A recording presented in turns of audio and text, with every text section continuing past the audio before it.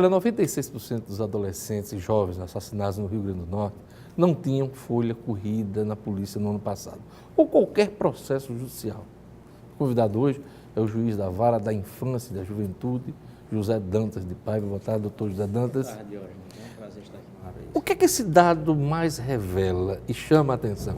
Olha, esses dados, que são vários, revelam várias situações sociais na área de violência, ausência de políticas públicas, de prevenção nessa área.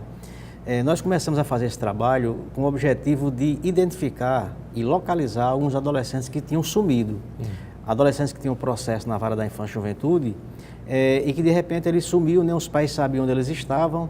E aí nós começamos a fazer um levantamento dos óbitos de Natal em relação aos adolescentes, muito mais preocupados em com localizar e fazer com que o processo andasse e desse uma resposta ao adolescente, à família, à sociedade. Nós queríamos terminar o processo. E aí nós começamos a perceber que muitos desses adolescentes que sumiam estavam mortos. E aí a gente fez uma pesquisa inicialmente nos cartórios e depois, quando a situação começou a se agravar, nós começamos a fazer um trabalho em parceria com o INTEP. E aí nós percebemos que muitos desses adolescentes estavam mortos. E aí nós requisitávamos as certidões de óbito e aí passávamos a extinguir os processos. Mas isso era muito pouco, porque na medida que nós entrávamos na pesquisa, nós começávamos a perceber outros dados que mereciam uma atenção diferenciada nossa, como, por exemplo, a quantidade de crianças prematuras que morriam nas maternidades. É falta de assistência à maternidade? O que é que está ocorrendo?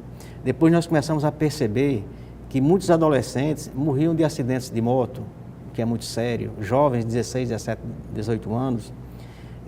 A maioria deles estavam morrendo de armas de fogo mesmo. No universo de 730, por exemplo, de 2018, quase 500 morreram realmente e foi execução mesmo. Mas acima de 500 até 730, 230 morreram de acidentes de trânsito, suicídio, que é uma preocupação nossa também. E que tem aumentado muito e chamado muita atenção das autoridades, né? Pois é, então adolescentes com depressão, suicídios, a questão dos afogamentos, dos acidentes de trânsito, mortes naturais por falta de assistência. Então dizer, todos esses dados nos chamaram a atenção. Abrangente, né? Muito abrangente. Então a gente tem dados nas mãos que dá para fazer uma pesquisa e trabalhar várias políticas, né? E além disso, Diógenes, a gente começou a perceber que havia um mito social, né? Havia uma compreensão, um entendimento social, a sociedade pensava que todos esses adolescentes que estavam mortos eram adolescentes bandidos, infratores, criminosos, que eram um a menos, né? E nós começamos a mostrar que 96% desses adolescentes que morriam até 21 anos, que são jovens já, sequer tinham passado pelo sistema de justiça. Significava dizer que nem todos aqueles que morrem têm processo. Isso é uma informação importante, porque muitas vezes o inquérito policial para apurar a morte desse adolescente não andava por uma questão de cultura. Não, é um adolescente que já era infrator e ninguém vai dar prioridade. E a gente mostrou que não. E também isso não quer dizer que, apesar de não ter folha corrida, de não ter processo na justiça, alguns já não estivessem envolvidos com o crime, né? Não, e nós temos que ter essa consciência, nós temos os pés no chão, nós sabemos que desses 500 que morreram, por exemplo, de execução, morte por arma branca, especialmente pelo revólver, tiro mesmo, não estivesse envolvido com um ato infracional. Nós temos consciência que uma boa parte deles estavam. Não dá para quantificar isso, não dá, né? Para identificar e dizer foram tantos, mas nós sabemos, pelo histórico e a retrospectiva que nós fizemos, que muitos morriam de forma inocente, porque era parente de um adolescente que era usuário de drogas. Eles são vítimas também porque eles passam a usar drogas e às vezes não tem condições de pagar, o traficante vai e mata. Quando não mata o usuário, mata o irmão, um parente próximo. Então são vítimas desse sistema perverso como um todo. Não significa dizer que eles estavam diretamente envolvidos com a violência ou com o tráfico, mas de alguma forma qualquer ele estava indiretamente envolvido, ou como usuário, ou como parente de um usuário, que é muito mais grave. Ameaça um traficante, por exemplo, ameaçar a mãe ou o irmão de um usuário porque ele não pagou as drogas.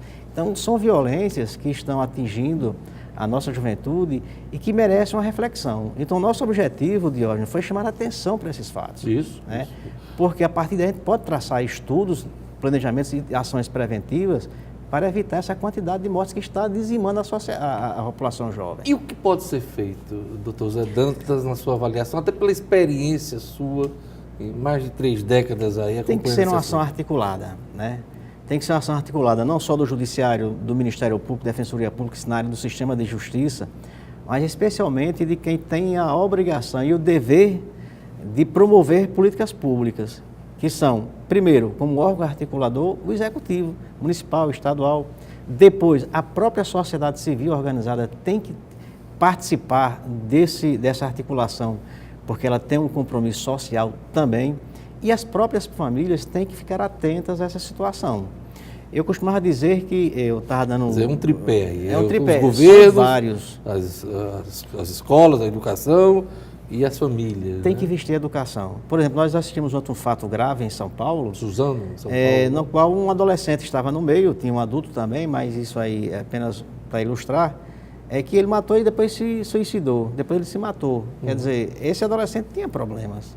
Aliás, o mais agressivo foi o adolescente. O outro também, era um assassino, atirou, mas quem comandou a ação foi o adolescente. Né? Pois é, e nessa hora você tem que ver que nós temos um grupo grande hoje de adolescentes que têm problemas. Isso poderá ocorrer novamente. Já ocorreu. Poderá ocorrer porque nós temos adolescentes que estão passando por sérios problemas. Inclusive a ausência de políticas públicas, a ausência da família. E é isso que eu ia lhe perguntar.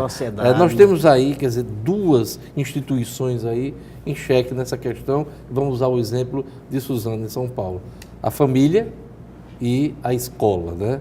A escola, inclusive, ontem, como vítima desse cenário de desequilíbrio, né? Olha, eu vejo a família como o órgão principal, a instituição principal para cuidar dos filhos.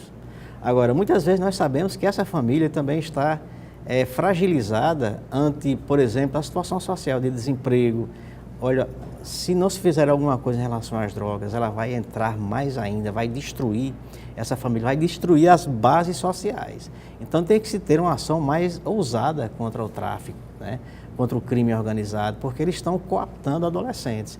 E se o adolescente ele não tem um espaço dentro de casa, ele não tem espaço na comunidade, na sociedade, na escola, então ele vai para um meio mais favorável, imediato, porque ele é imediatista, que se oferece naquele momento.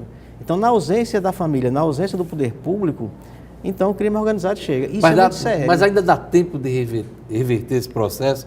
A gente assiste tantas cenas aí de desespero nas escolas, as famílias desagregadas, a droga, inclusive, tomando conta dos pais, como é o caso desse rapaz ontem, lá de Suzano, né? Pois é. Ainda dá tempo? Dá tempo. Todo tempo é tempo. Já deveria ter começado, nós já deveríamos ter começado.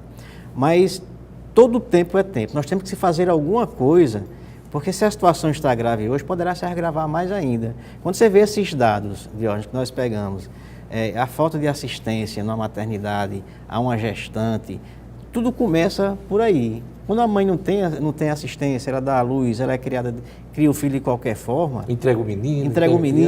Joga o menino, aí vai para uma instituição de acolhimento institucional, como nós acompanhamos também essas situações, de crianças que estão na instituição por conta de exploração sexual, abuso sexual, agressão familiar, abandono dos pais. Então nós trabalhamos tanto com esse público, com esses crianças e adolescentes com esse perfil de violência, de vítima, como também trabalhamos com adolescentes que, em razão da conduta dele, de atos infracionais, também merecem uma assistência, porque nós queremos que ele entre numa internação, fique o tempo que for suficiente, mas que ele saia melhor. A gente trabalha nesses 2 flancos e é um trabalho que é complexo e que requer, sim, todo o tempo é tempo, a participação de todos, especialmente da sociedade.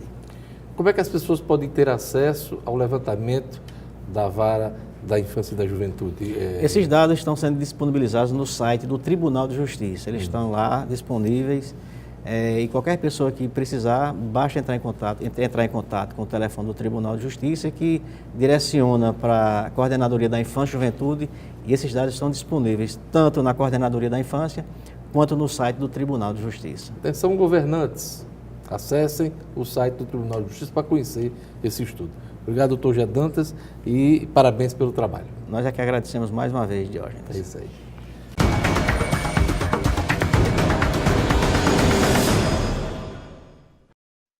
Obrigado.